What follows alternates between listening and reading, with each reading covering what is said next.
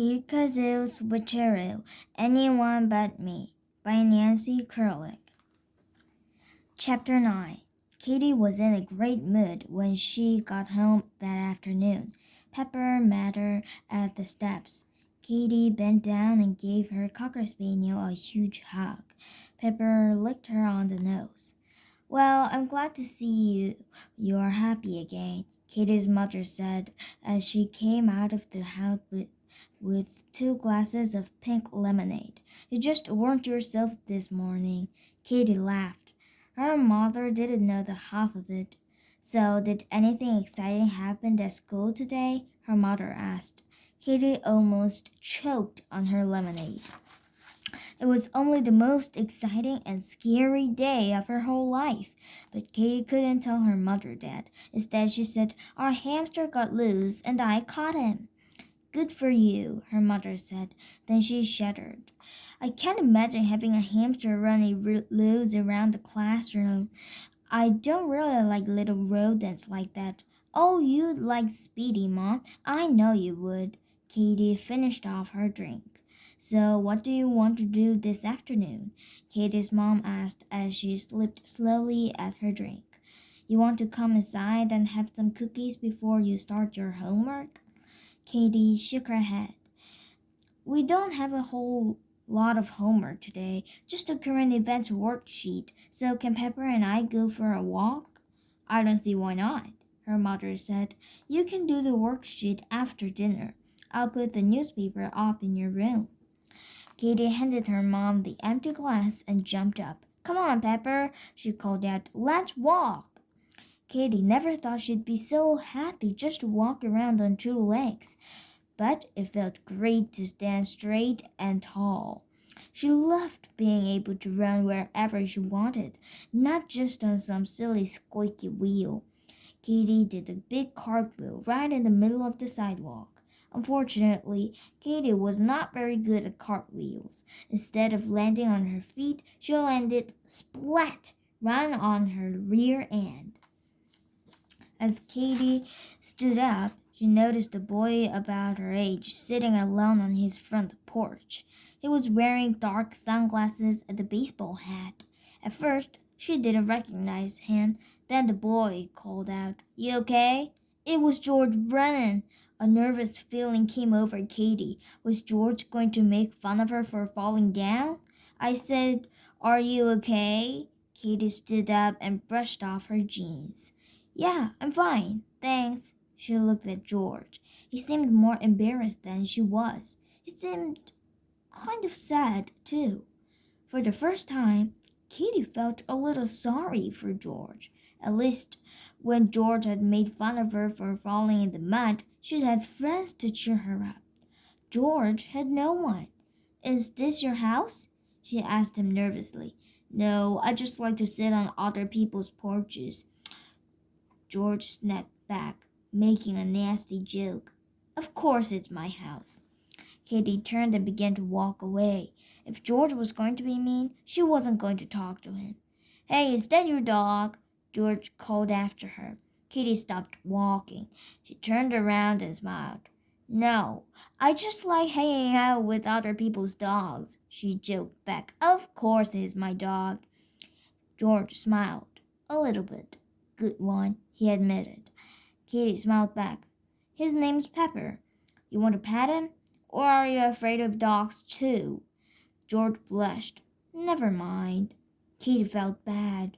She hadn't been teasing. She really didn't know if George had a problem with all animals, or just hamsters. "No, I mean it," she assured him. "If you were afraid of dogs, it wouldn't be such a bad thing. A lot of people are afraid of dogs will bite or something, including me. But Pepper wouldn't do that." "I'm not afraid of dogs," George told her. "I'm not even afraid of hamsters. This morning I was just sort of goofing on all the kids who were afraid of Speedy. You weren't there. You should have seen them all crying and screaming and stuff." Katy knew that was a lie. None of the other kids were afraid of Speedy. They were all trying to catch the hamster. The only kid crying and jumping on chairs was George. But Katy didn't tell George that. He'd only wondered how she knew what was going on in the classroom, since the whole class thought she was late for school today. Besides, George must have felt really embarrassed about being afraid of hamsters. Why else would he lie about it? Oh, I guess everyone else got it wrong, Katy told him, trying to be nice. I guess, George mumbled. So you want to pet my dog then? Katy asked.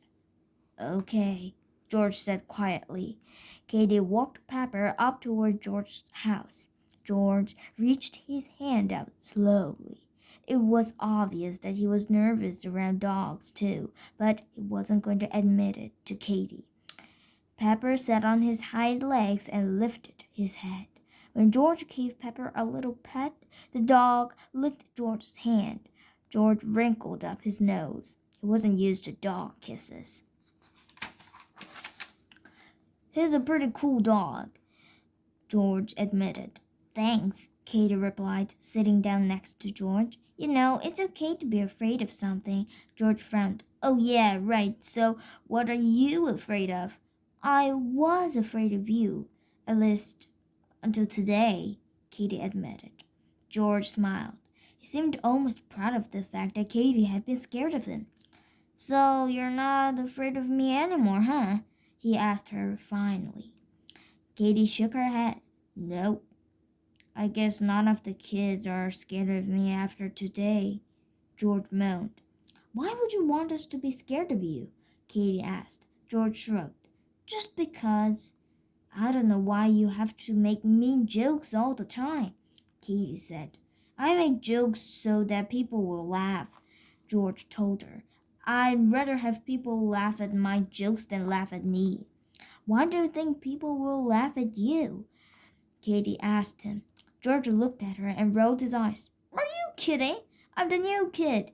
Everyone makes fun of the new kid. They laugh at the way the new kid talks and the clothes the new kid wears. This is the third school I've been to since kindergarten. My dad has had to switch jobs 3 times. But you know what? After today, I wish my family could move again. Don't say that, Katy exclaimed. Don't make wishes you don't really mean. You never know what they'll come true. But I'm miserable here, George said. All the kids hate me, and now they won't even laugh at my jokes. Katy thought about that for a minute. Then she had an idea. Don't you know any jokes that aren't mean? Katy asked George. It can still make kids laugh without making them feel bad. I don't know, George answered. I've never thought about jokes that weren't mean. I have a bunch of joke books at my house. Do you want to come over and look at some of them? You can try the jokes out on the kids at school tomorrow. George didn't say anything at first. Then he looked sort of embarrassed. I'm sorry I kept calling you Katy Kazoo, he said finally. Katy grinned. It's okay. I kind of like it actually. You do? George asked. Katy nodded. It's a pretty cool nickname. It's the kind of name Suzanne would give herself, if she could. George looked at Katy. How come you're being nice to me? He demanded. Katy shrugged. I guess because you're being nice to me, she said simply. Okay, so that's the end of today's story. Did you like my story? Then push the thumbs up sign or the subscribe button, please. Bye. Thank you for listening.